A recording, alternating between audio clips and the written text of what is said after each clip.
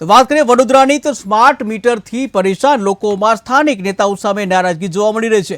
જ્યાં નાગરિકોની કોર્પોરેશનની ચૂંટણીમાં જવાબ આપીશું તેવી ચીમકી કે જ્યાં નાગરિકોનો રોષ જોવા જે કહી શકાય નાગરિકોનો જે રોષ જોતા સયાજી ગંજના ધારાસભ્યએ નિવેદન આપ્યું છે ત્યારે ગમે ત્યારે વીજળી બંધ થઈ જતી હોવાની જે માહિતી મળી છે ફરિયાદ મળી છે તેવું એમએલએએ જણાવ્યું છે। જે કે રોકડિયા કે જેઓ ધારાસભ્ય છે તેઓનું એક નિવેદન સામે આવ્યું છે ત્યારે આવો જોઈએ કે શું કહ્યું તેઓએ।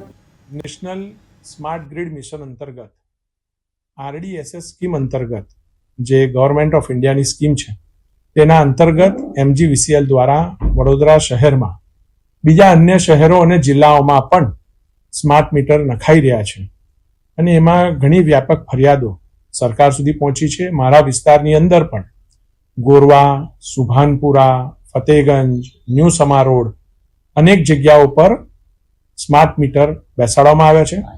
અચાનક જ 3-4 દિવસથી આ ફરિયાદો ખૂબ વધારે પ્રમાણમાં આવતા મેં સીએમઓમાં પણ રજૂઆત કરી હતી અને ગઈકાલે અમારા જે એમજીવીસીએલના એમડી છે તેજસભાઈ એમની જોડે પણ મારી વાત થઈ હતી। સૌ પ્રથમ તો મેં તેજસભાઈને સજેશન પણ આપ્યું હતું કે સ્માર્ટ મીટર બેસાડવાની સાથે લોકોમાં જનજાગૃતિ આવે એના પ્રયત્નો કરવા જોઈએ અને એની સાથે જે રીતે લોકોની ફરિયાદ છે કે અમારા મીટર ફાસ્ટ ફરી રહ્યા છે, ક્યાંક રાત્રે ડિસ્કનેક્શન થાય છે, ક્યાંક રજાના દિવસે પણ ડિસ્કનેક્શન કરવામાં આવે છે, આવી અનેક ફરિયાદો અમારા સુધી પહોંચી હતી। ગઈકાલે તેજસભાઈએ પણ આનો ખુલાસો પણ આપ્યો છે।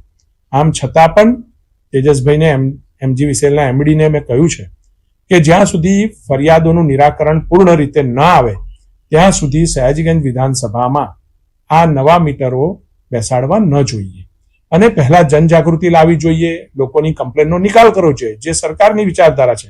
માન્ય મુખ્યમંત્રી ભૂપેન્દ્રભાઈ પટેલ પણ જે રીતે સરકાર ચલાવી રહ્યા છે એ રીતે લોકોના પ્રશ્નોનું નિરાકરણ ઝડપથી આવે એના માટેના સરકારના પ્રયત્નો છે।